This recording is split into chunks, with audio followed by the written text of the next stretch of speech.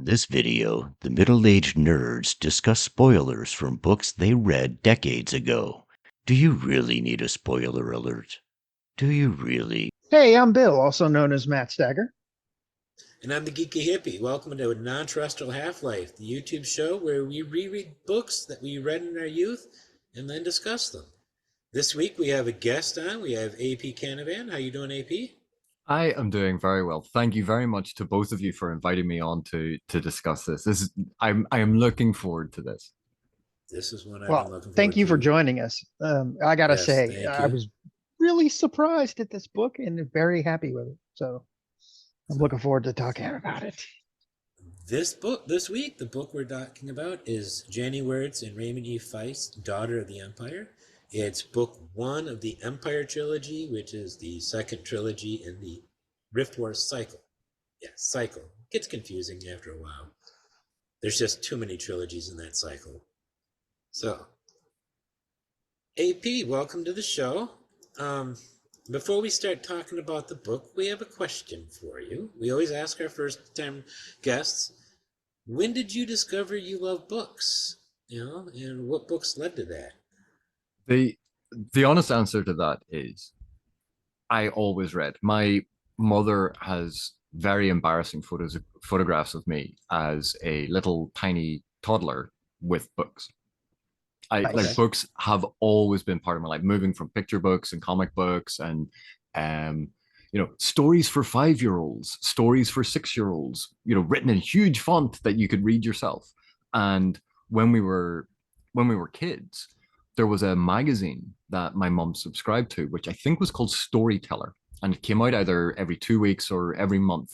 And it was the magazine full of short stories or excerpts from stories with a cassette tape on the front. And so you put the cassette in and you could read along with them narrating the story. So it was a way to get kids involved in reading.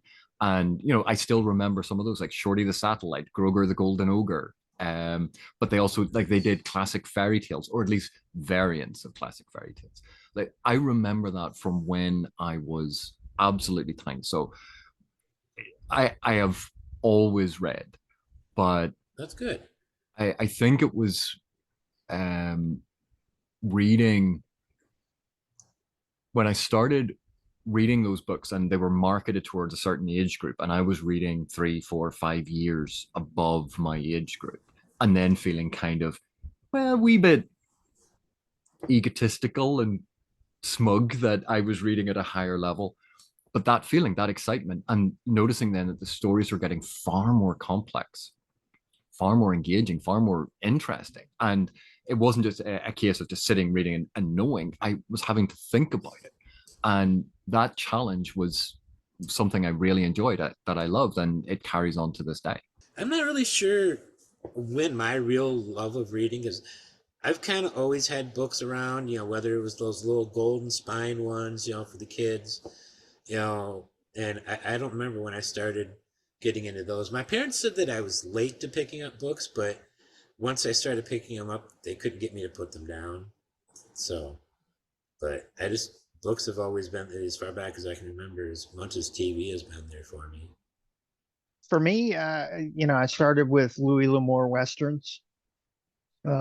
We were on a vacation, stuck in a car, so I happened to have a couple of those laying around. I started reading those, and then I started reading Xanth by Pierce Anthony. Mhm.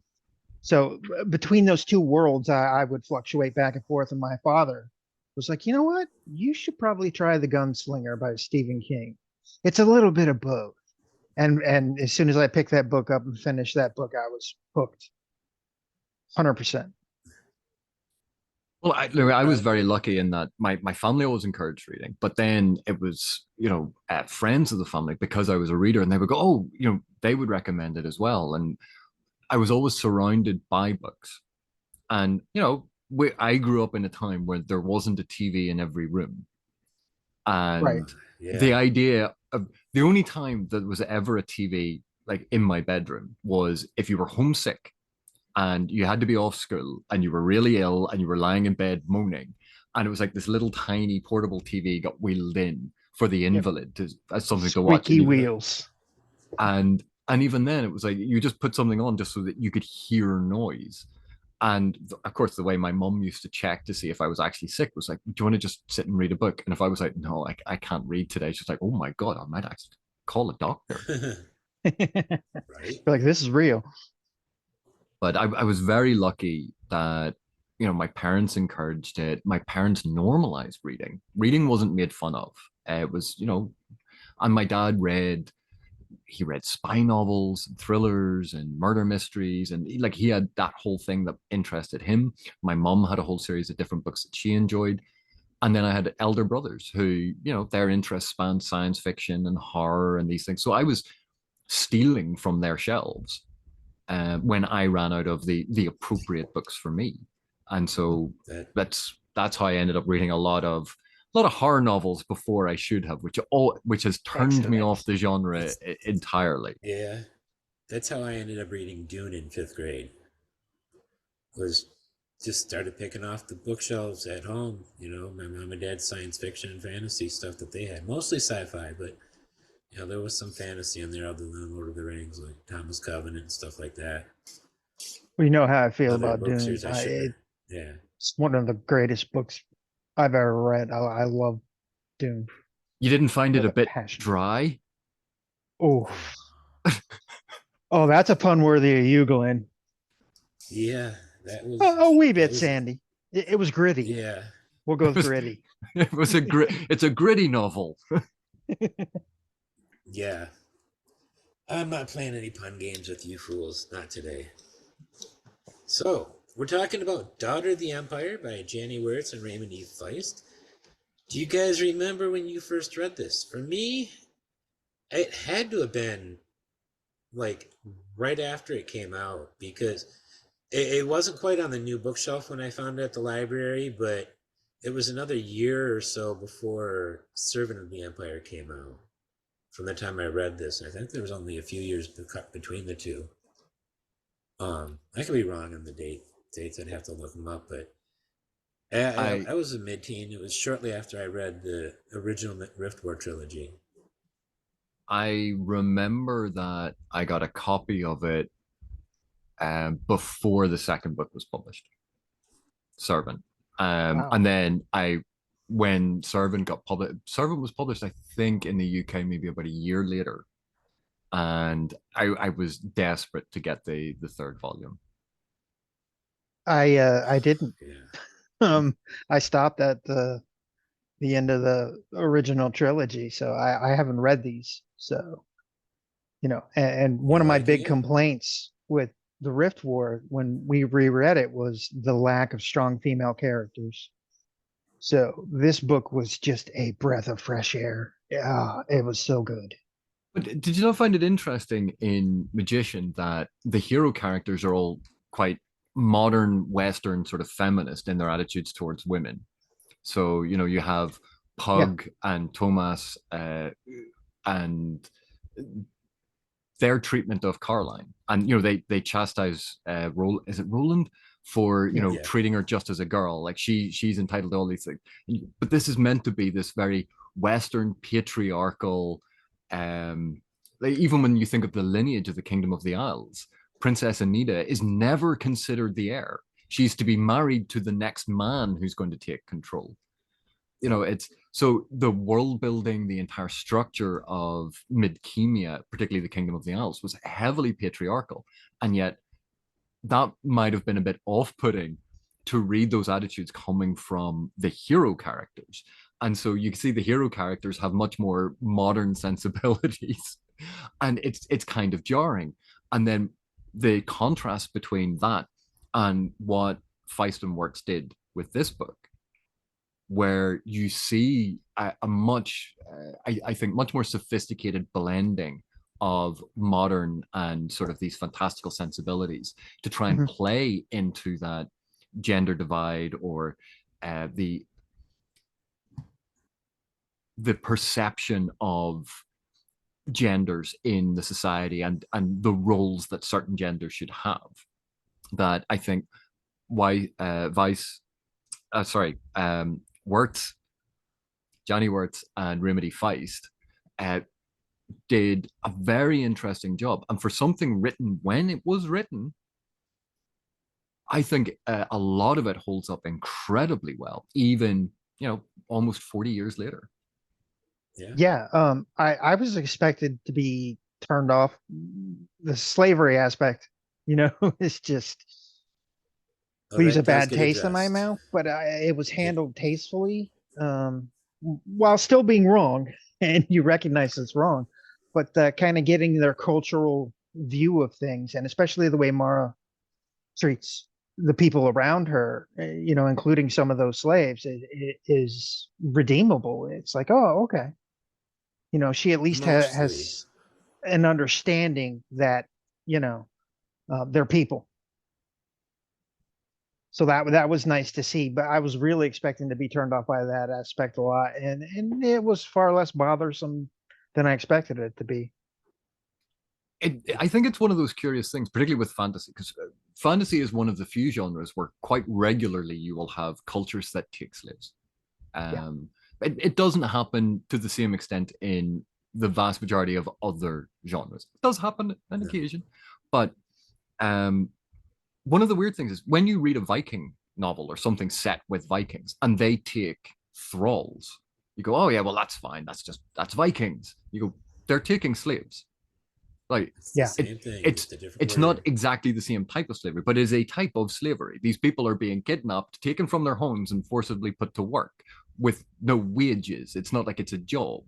It's slavery, but because of, well, at least I think because of part of the cultural view of Vikings and how it's taken hold in popular culture, a lot of that gets stepped over or brushed to the side slightly. That we're more comfortable with it. We kind of excuse it. We don't peer too deeply at it. Whereas other forms of slavery, when we see those can be very challenging to us because they don't have the same dressing of a culturally accepted practice like the Vikings had. And yeah. it's bizarre. Like the Shan in Wheel of Time are just deplorable in their enslaving of people, and I couldn't find anything redeeming about their culture at all. No, They have very nice nails. very Yeah, at nice nails. least a couple. Good for scratching. Yeah, well dressed. Like their Interesting couture. haircuts, we can say that. Yeah, I've always had a problem with the slavery, and I'm not going to spoil anything, but it is addressed in later books, as a very big major theme and topic of discussion. And at this point right now, I'd say it's the biggest flaw that I have with the character. I mean, for a long time I've been saying Mara of the Akoma is my favorite female character, and she's the one who is the most badass without either being proficient at weapons or proficient at magic. With it, she does it all up here. Everything she what makes her badass is her ability to think things through, see new ideas, be open to new ideas. And that's just See, I don't see it that way. I see her. She is a genius. Don't get me wrong. She is very intelligent, but we do see her struggle and speaking without thinking at first and making mistakes. There oh is a yeah, gradual learning curve, and I love that. I hate it when characters walk into a situation, like all of a sudden you're put in charge and you are just great.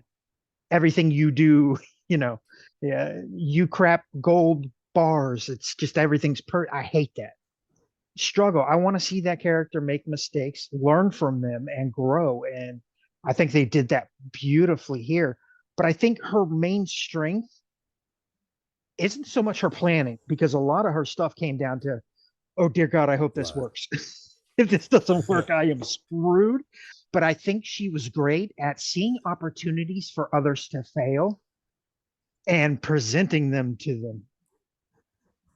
Yeah, And that until is genius, just genius, that she basically is like, oh, if they misstep here, I can use that against them there. for this purpose, and she's just genius at that sort of thing. Well, So I don't and think it's so much her planning. and it's one of the things I think set this book apart. It's why I remember this book so fondly, and it's why this book really stands out in my mind as one of the important genre fantasy novels that I read. Is Mara is in some ways this balance of the proactive, reactive character. She's not going out on a quest. It's not about direct confrontation. It's much more subtle sort of protagonist. And the thing is, she's not passive.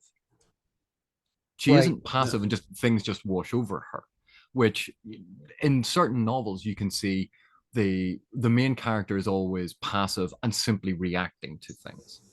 Mara isn't passive, but she's not aggressive. She's not going out on these journeys to find the magical object to go and do that thing. It's not about, oh, well, we're going to arrange this battle to wipe these people out. It's much, much more interesting and clever than that. And admittedly, part of this is because this was the first fantasy novel that I had read, not only that featured a brilliant female protagonist, but one that wasn't Red Sonja wielding a blade, wasn't, as you Right. point out, wasn't a magician or sorceress of some kind who was all powerful and used that as a way to destroy their enemies. This was about maneuvering. This was about tactical thinking. This was about surviving and counterpunching. And that it was a style and approach to the story that I find deeply engrossing when I was much younger, and I still find engrossing today, because despite the sheer variety and diversity that we have in fantasy as a genre and as a field now, there's still perhaps a bias toward adventure fantasy, going on quests, big confrontations that either are armies against each other or the hero taking down the villain, that it degenerates into physical combat all the time, and these fights between people, usually at the head of armies, or fighting a god. And it just was nice to see something different. That's why I've had for a couple of years now, and I've talked with Bill about this before. I don't remember if I've ever mentioned with you the question of how many of our science fiction and fantasy heroes, whether film, TV, or literature, never killed. And it's not a huge list. I finally found a series that has a lot to add to the list, and that's the Dragon Riders of Pern series. There ain't no killing going on there, but some really heroic stuff. Here, you point out that we usually look at, our protagonists are usually the ones at the forefront in combat or fighting. Like Aragorn is a killer. You can't get away from it. Han Solo is a killer. Well, Mara does order the guards. Yeah, so Mara. I mean, she's not afraid to do what's necessary. Her hands themselves are clean, but I wouldn't be able to put her on that list, because she's ordered the deaths of others. Even if just, you want to count the slaves that took her to the Choja hive. They all got killed just because they heard the wrong things. Politics is probably the thing that stood out for me the most. I don't think I had ever, when I first read this, I don't think I'd ever read anything that focused on politics the way this did, except for Dune. I don't think I'd read anything in fantasy that had focused on politics. None of the fantasy I had read, and still to this day, I don't think I've read enough fantasy that has a lot of really good politics. I don't think I've read, I'm sure there's more politics out there that I've not read. I think I've read too much, because I told you going into this, I'm like, I am so burned out on bad politic books where they have politics, they're just not done well. So I was fully expecting this to be more of the same, and I was so pleasantly surprised that it was so deftly done. I mean, when your main character gets to resolve everything by basically making somebody commit seppuku, that is so freaking awesome. just the deftness of without, without a weapon, without raising a blade or anything like that. She is able to, absolutely do that. And it's just amazing to watch. I enjoyed it far more than I thought I would. I was like, oh, Although politics. in the case of the Minwanabi, or as I used to say, Minwanabi, the Minwanabi, Jingo, I think it is. In the case of him, did she really have anything to do with him having to commit suicide? Because that to me seems like it was all on Tiani, uh, Shinzawai or whatever his name was, and then the Black Robes. You know, she was reactive in that whole But circumstance. setting the conditions where your Yeah. opponent can feel is not the same as making your opponent feel, but you're contributing to their downfall. And a lot of what we see Mara Right. do in the novel is she's desperately scrabbling around at the start for any potential advantage. And then with these pieces, what can I do with these pieces? Right. Well, I need to do this thing. What is the best way that I get? And her plans aren't perfect. Her plans are No. flawed. And she goes through it. But through it, she sees it's less about politicking and more about deftly controlling cultural mores, responses, and laws. And understanding that a law is the words that are written. It's not how, people generally think about it. And it's one of the weird things. Like it's the literal letter of the law. And that's what we see her bend at the very, Yeah. very start.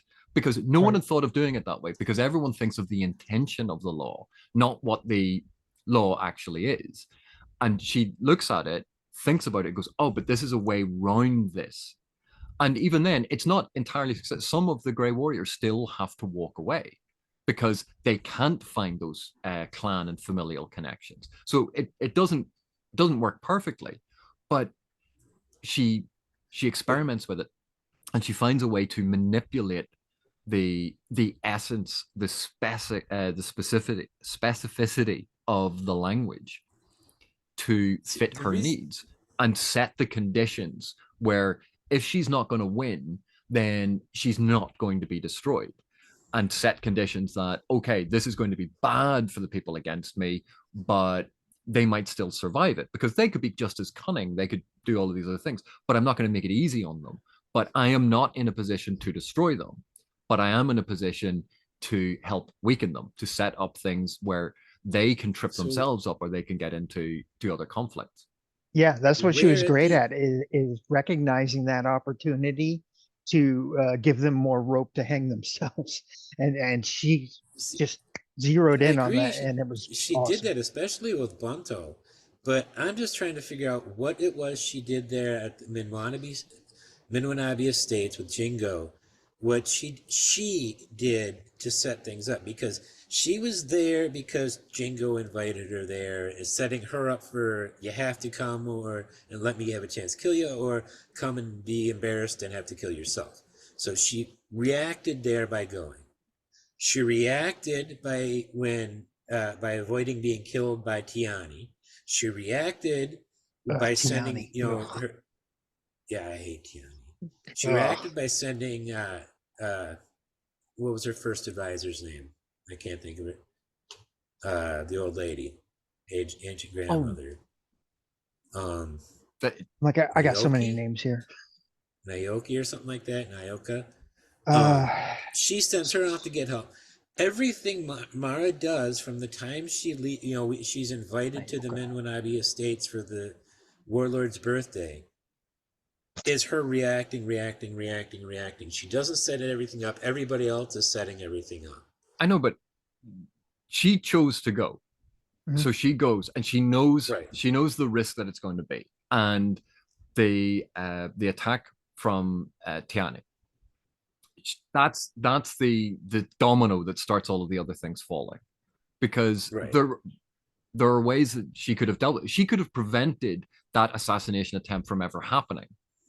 She could have, you know, barricaded herself in properly, found ways to guard herself more properly inside, so there wouldn't Okay. have been the opportunity.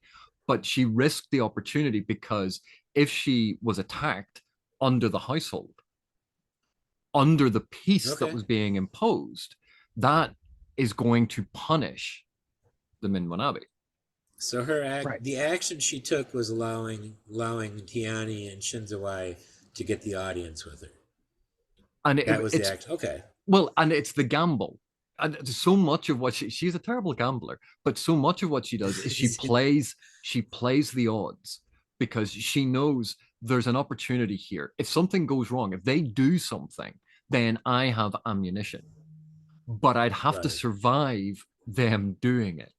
And that's the thing. She gambles with these things. She tries to find the best way to do it. Think of when she has is it in this book where she has the spy master pretend to be a soldier? Yeah, she had. Sorry, Yes, because indeed. in all of Oh so yeah, she's he's in all three. but reducing her military strength when it was necessary, but to have the insight of the good intelligence. Right. That's it. That's a Right. gamble.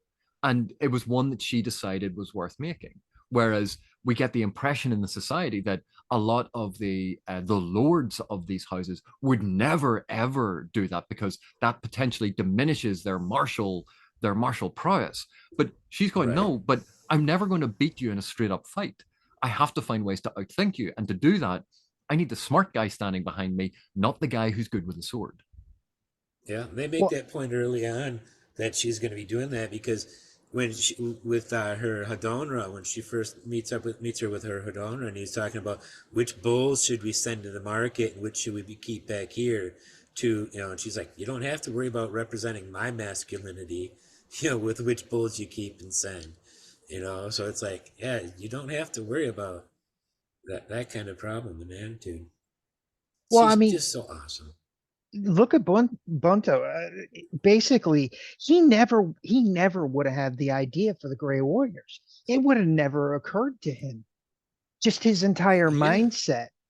It never would have occurred to him that, hey, let's take these thieves, bring them in, make them a part of us. That never would have occurred to him. And I can only her imagine him in a ability to hung sort of along. think outside of the box and outside of basically her class But, but is one of even her strengths. even with that, it wasn't a case of just saying to these people, "Oh, like I'll hire," because we know Well, that yeah, other people had hired Grey Warriors as mercenaries, and they were used to being used as this mercenary force. But what Mara realized was these are people who want a home. They want a clan again. They want to Yeah. belong. They are Ronin. They are without master, and that diminishes their honor. So if I can find a way to bring them back into a clan, a number of them will actually go for this. So it's even understanding the psychology of their culture and the need to belong to a family, the need to belong to something greater that she constantly works towards. And we, that element of not necessarily selflessness, but that element of working toward a greater goal. Whereas a lot of the others are working toward self-aggrandizement, they're working towards selfish ends. And that is the in that Mara has against them. And Yeah. again, it's used against her in a later book, but Right.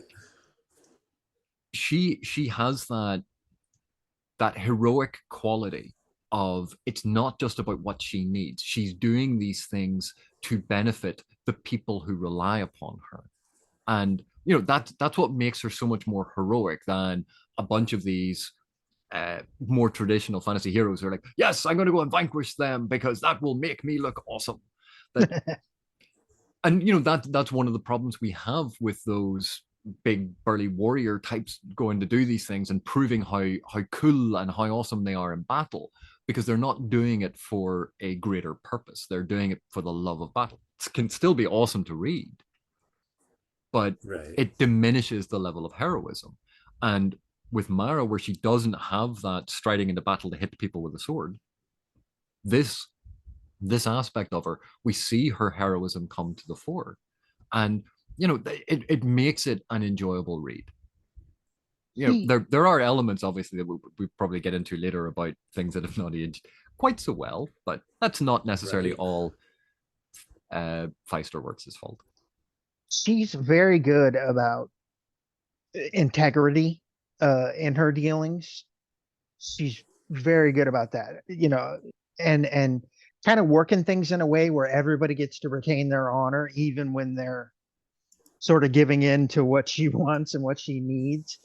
Um, she's able to definitely do that without anybody, being off put by like, well, that would take away from my honor. She's like, no, no, no, just you keep your honor, I keep mine. Just a vote later will be, great, and everybody's happy. And it's like they don't see her for what she really is, which is this absolute monster when it comes to opportunity. She sees opportunity there like that, and I love that. Just to talk about the second book from it, it was one of the reasons why the second book is so interesting, because now the rest of the houses are going, oh no, hang on a sec, we Oh yeah, know it's what she's capable of. So yeah, the jig is up. It changes the whole. This is when they are underestimating her, and like she is still learning. She's still trying to find her feet. That the thing that sold me on this book was in that prologue where she's sitting in the temple. We have that, and she going through and describing the different people, and we're building up to this, and then there's that line, I'm here for the lady of the Akoma. And because of how she's addressed, she immediately knows her father is dead, her brother is dead, and that's it. Like it's a switch gets flipped. And seeing how it was done so deftly with and implying so much about this culture in that Right. short space, I went, this was a book worth reading. And I love that about it. They do so much world building in just the first chapter. You don't even need to have any experience with the rest of the Rift War stuff. Have had dealt with Canavan at all? This could be your introduction, and you get everything you need to know right off the bat. What you don't get right off the bat, they build in as needed. It's it's always been one of my favorite because it builds to where the next two books go just so brilliantly. I think it's hard to look at it not as by itself, but as part of the trilogy, because the three books are just so connected like that. It's just I haven't hard. read them, so it's easy for me. Well, Yeah. it was I part of understand. my issue was like I'm remembering all of the stuff from the later books as well as I'm reading, so they Right. work really quite well to get like some trilogies. Sometimes you read the first book and then the second book has middle book syndrome, and then the third book, Yeah. the author Not by in that this stage had case. realized that maybe something. So there's a little bit of retconning, and things then get dropped to the side. But these are remarkably consistent with a change in who Mara is as she ages, which you have Right. that transition in aging across it, which is fantastic. She doesn't remain static. She doesn't. Conan, for the most part, is always Conan. Yeah. Except when he's old. Old Conan is slightly different. But Right. Conan, for the most part, it's the adventures of Conan, and you don't want Conan changing between adventures, because then how is it still Conan? But here we see Mara over the course of the trilogy evolve and grow and mature, and there are changes, but the changes are all consistent with that growth. It's funny. I got to the end of this book, and then it dawned on me she was like 15 gongs away from being a priestess. And I'm like, what a waste that would have And been. she was only 16 years old, Oh, you think it would have been a I waste? believe. She would have whipped that temple into shape, ended up high priestess, used the Right. By the time she was religion to 20. take over. Yeah, she might have. I mean, she has that potential. I'll give her that. She'll So figure out a way. She, you'd mentioned something about the politics earlier, and I think one of the reasons why the politics in this works is it's not overly complicated. It's not, like Right. if you watch House of Cards and you see it's all of these different branches and these different people doing different things to try and it is this inordinately overly complex spider's web, to try and reflect the reality of political machinations in the complex political systems that we have. House of Cards, either the original UK version or the right. US version, or I the prefer book, the UK version. or the book that it was based on.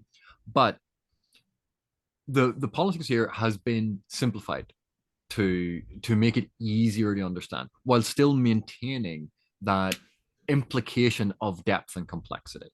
But when you look at a lot of these things, like if you take a step back and you start pairing off the details about it, you can see that a lot of these maneuvers are actually, they're not simplistic, but they're quite simple, straightforward, and easy to trace out. But because it gets dressed up and because we're so immersed in what's happening, it makes it feel a lot more complex. The threat of what could go wrong, that tension adds to it and makes us understand the jeopardy that people are in, and that makes things seem bigger and more complex and more dangerous, and that is all wonderfully played with.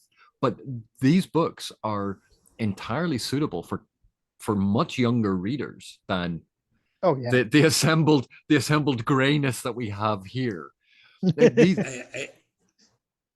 I'm a little bit leery on the second book because of a lot of the adult content. There's some more adult content in the second book. I don't know how young you would let a kid read it at. I'd go maybe 13 or 14. Are You we know, talking like sexual, romance type stuff, sexual. or are we It is sexual talking like content. violence? but it for the most part it's all Yeah, very PG-13.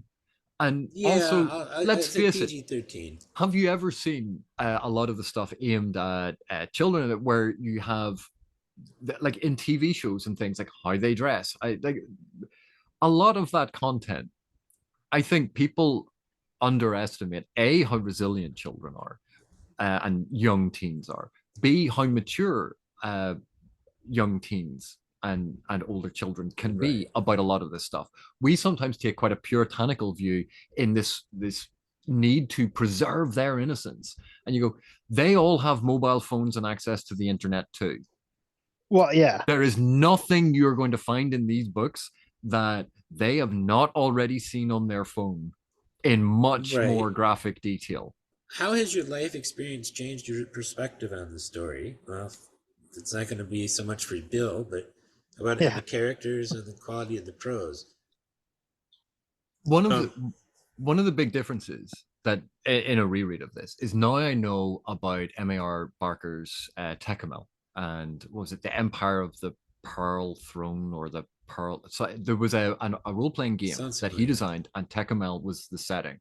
And they, whether or not, I don't know how much of this is true, but when Feist was gaming with his friends and someone else was designing Canavan as a setting to use for the Rift War, they borrowed very heavily from M.A.R. Barker's work.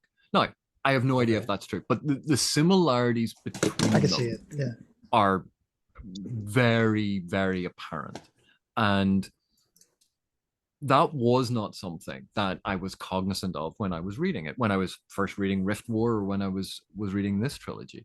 It wasn't an aspect that I was aware of. And so that changes things quite a lot. And then because of the Orientalism that's actually present in Barker's formulation of Tecumseh, which some of which translates over here, obviously we see elements of that, uh, elements of the Japanese culture as well as Mesoamerican cultures sort of being interwoven for a predominantly Western audience to be reading and enjoying. That, but what I liked about this was they softened a lot of that Orientalism by trying to place the narrative and normalize it within that society, and not look at it as other. Look at it as, no, this is part of the world and part of the story that we're telling, and that's where Wurts and Feist place the narrative level, which softens a lot of that estranging effect, that otherness, the othering that goes on, that we see quite frequently in Feist's solo authored work, where Yeah. how the Keshans are described, and the descriptions of them, and that is Well, one thing more I problematic to noticed my mind than what happened in this book. with the Sarani, at least in the Rift War books, when he described the Sarani, he made a point that they have just as wide a range of coloration from hair, eyes, and skin color as the Midkemians do. Just the one thing they all have in common is they're short. Is they're shorter than most Is that why Midkemians. you like them? Let me guess, you love them. I can't stand the Sorani. I can't. In general, I don't like the Sorani culture, mainly because of slavery, and then because their sense of honor. To me, honor having if the more honor you have, the harder it's going to be to take any of that honor away from you. At least that's how it should be. Honor kind of shields itself from being pulled away. When you don't have much honor at all, it's not hard to take that little bit of honor away. Well, And I think people who get too honor takes a touchy, lifetime to build, and it takes a moment to lose. it can. But see, these guys are so touchy. You fart in their direction, they take that as an insult. You insulted my honor. I have to kill you now. It's just, I mean, a little exaggeration there, but their honor is worth shit because it's so easily taken away from them. They have so little honor to begin with. That's why they get so upset at insults, because for a culture that worships honor, they have none. My POV on it.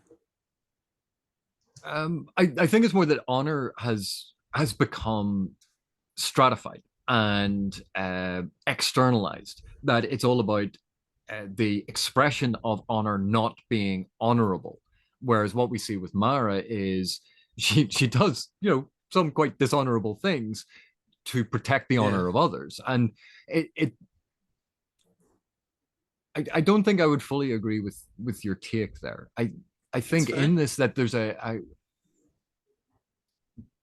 there is a difference between someone being honorable and acting with honor, and then the concept of public honor, the projection of the house's honor or the person's honor. That the word honor is doing double duty. It's meaning two different things, and the how their culture has sort of consolidated around this and become rigid has become the word has just popped out of my head, and it does this every once in a while.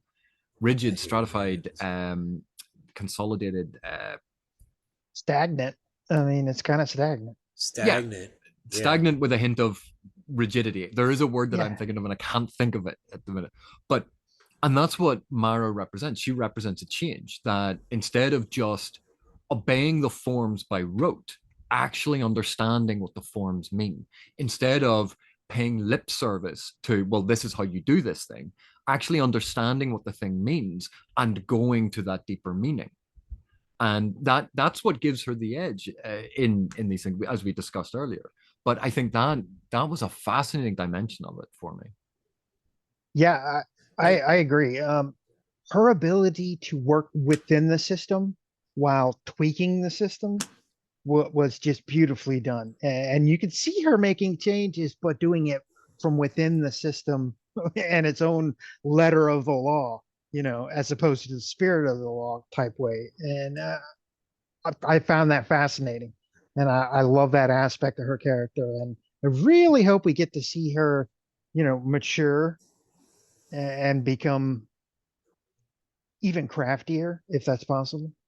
One of the things that is different for me this time around is it's not as unique in a way as other when I first read it, this probably literally is the first fantasy I read that was a non-European, medieval European setting.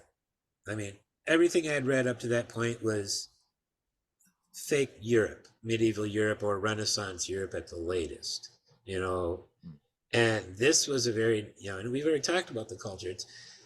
I always saw it as East Asian crossed with Aztec. You said Mesoamerican. That stood out to me because I'm like, well, I thought I was the only one who would throw Aztec in there or anything like that.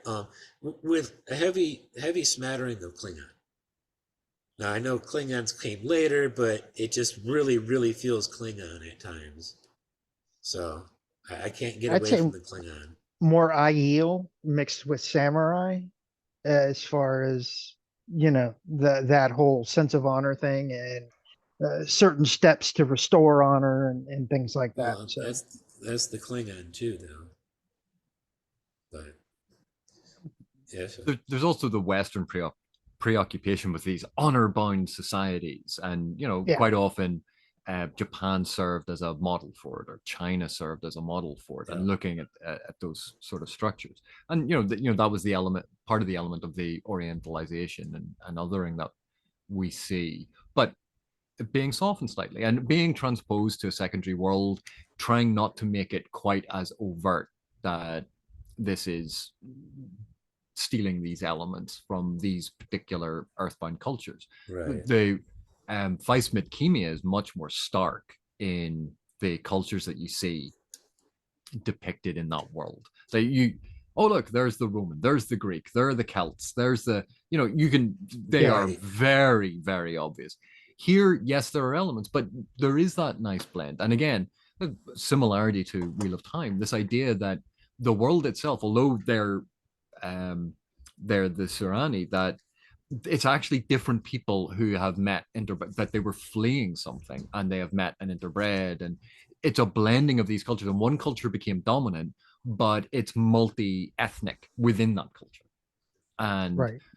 that's fascinating, because we see that in the Wheel of Time as well. There's a major character in one of the later books in this trilogy was a redhead. Not a lot of red hair seen in this world, but it stands out. And I'm not talking the tall one either. The tall redhead. Talk about how jarring Kevin was all of a sudden. Yeah, why does no one complain? Oh, Kevin, that's not a fantasy name. I'm like, I get it, because they did have pretty normalized names on the other side of the rift. But this whole Pug. book, I'm like, well, Pug. exception. I mean, Thomas, come on. Arutha instead of Arthur. But we got Papa Wayo and all these other great names, and then Kevin. It's like Kevin and his friend Chad. I'm like, it's Kevin, his friend Chad, right. and Chet is over there. And... Chet, yeah. I just found that funny. I was like, oh man, that is jarring to my ears right now as I'm listening to Kevin. Mara, when you compare it to all the other names in this book, in this trilogy, Mara does stand out. That's a so-called Western name too, I guess you could say, but also it's a very simple, easy like name. A modern name. Yeah, it's a simple, easy name for the reader. Like, what was one of my go-to examples was always James Eng's The Wolf Age, where the werewolves all had werewolf names, like you're like, yeah, but that's how they were spelled, and I was like, I had to rechristen them like Gwyn, Bob, Steve, because otherwise I was getting lost in trying to imagine these lupine sounds. And I think Mara is a simple, straightforward enough name that allows the reader just to read and engage with the rest of the fantasy world. It's not because she's going to be on the page so much, we're going to be seeing her name so much. You don't want something horrendously complicated. Otherwise, take the apostrophe out of that name. It doesn't need an apostrophe just because it's fantasy. This is mixoplictic. See it every page. I'd be like, no, thank you.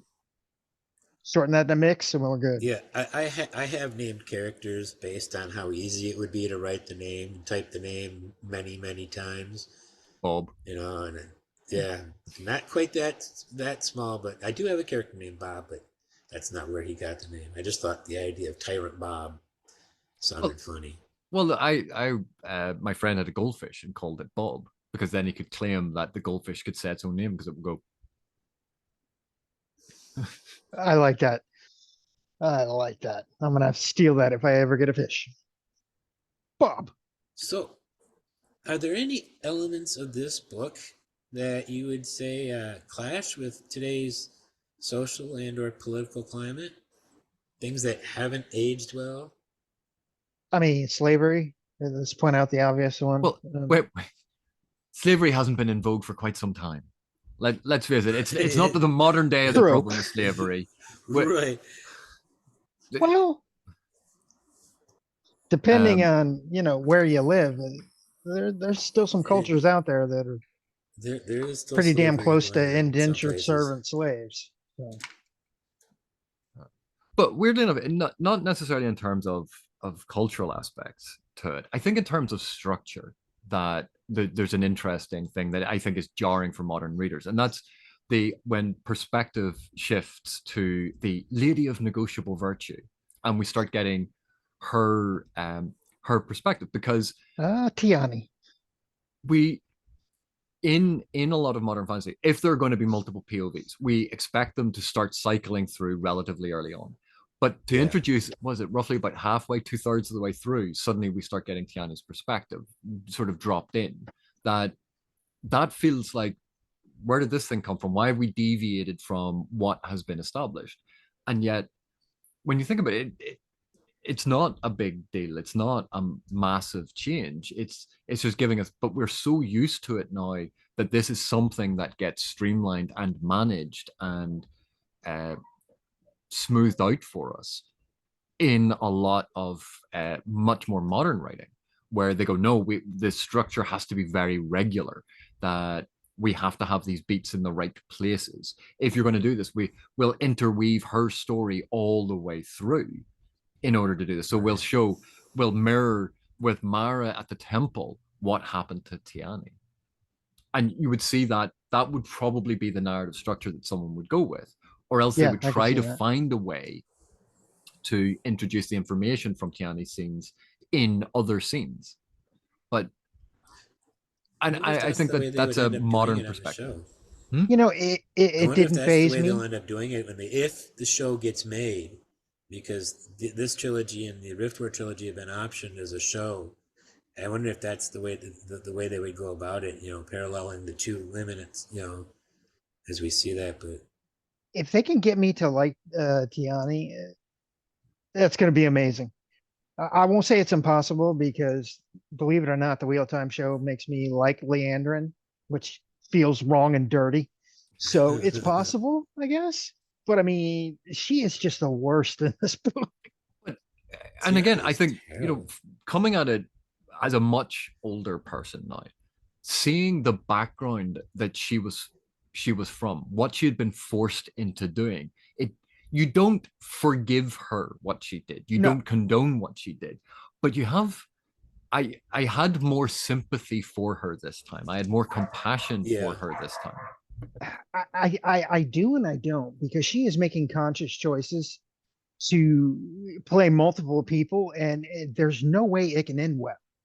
No way. And she's doing that to herself on purpose. And it's like, what are you doing? But it's just understanding the background that she came from, where she didn't have the opportunity, or didn't think that she had the opportunity that Mara had. She didn't know how to make the opportunities work for her. She fell into the role that she thought society would allow for. And that cycle of abuse then that gets placed on her has twisted her. So you can have some sympathy for her background. Again, like I said, I'm not condoning what she did. I'm not forgiving what she did. No. Oh yeah, yeah. But trying to understand that perspective, that was something that I didn't do the first time I read it, because I was like, oh, she's terrible. I don't like her. But this time around, I think I had a more sympathetic reading. That's fair. Okay. I could see myself maybe softening on her on a reread, but I mean, she just came off as so aggressively Spiteful. evil, just duplicitous and just wrong. There's I do there's love the fact that she sort of viewed herself as this arch nemesis to Mara, and Mara's basically like, "Bitch, I never thought about you once. I don't know It's like, what the hell who are you." you? Exactly. I right. do love that sort of just juxtaposition that they have in their viewpoints. But that's a One wonderful thing that element of psychological realism to it, because Yeah, she sees herself as that important. And Mara's going, no, I'm head of the Akoma. What, we're not even playing the same sport. But Right. like that level of psychological realism, essentially for a minor character, that development of character, that depth of character, that's part of what I think sets a lot of this book apart from some of its contemporaries, where you didn't necessarily, you had cool things happen, but the characters weren't necessarily much more than ankle deep. And this implies it has that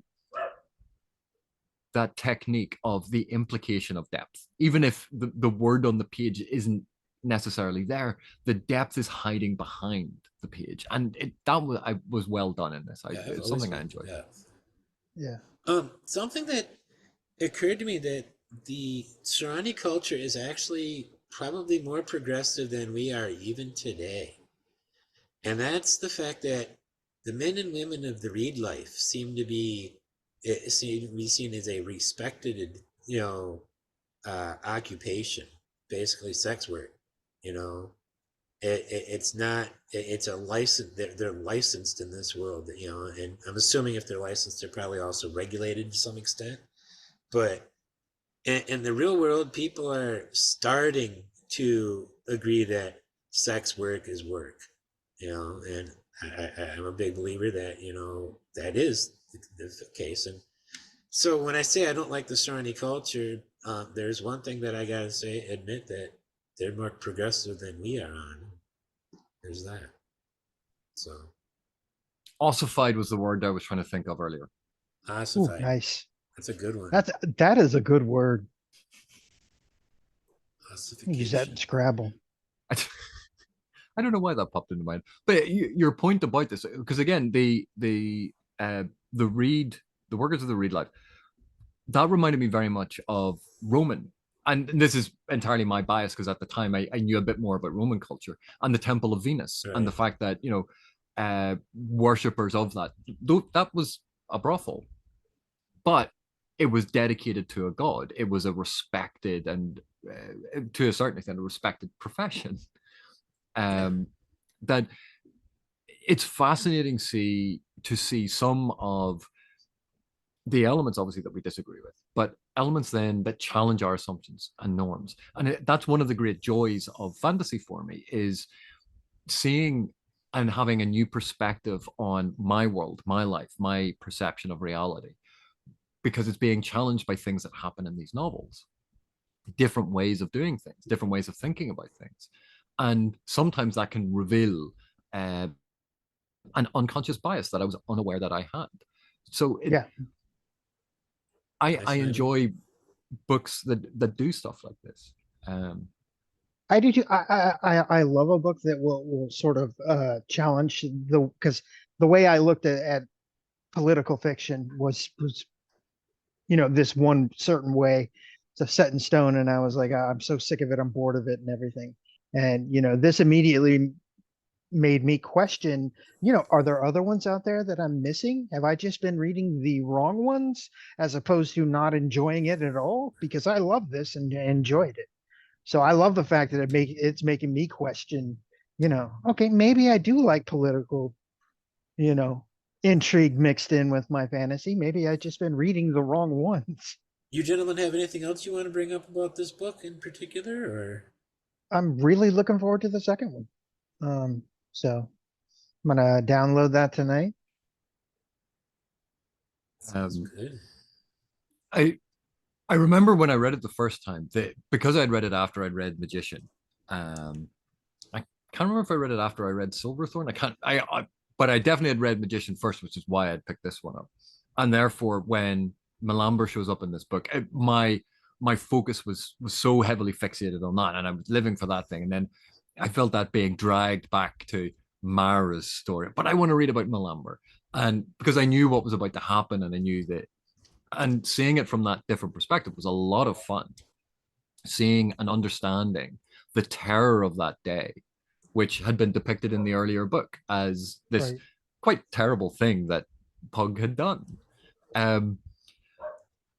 But rereading it, I was less interested in that. I was much more focused on Mara as the linchpin of everything, and the Yeah. interweaving of it with the elements from the magician and that storyline, those were some of the weakest elements for me now, which I'm very surprised about. It's still cool, but that wasn't the focus of the story anymore.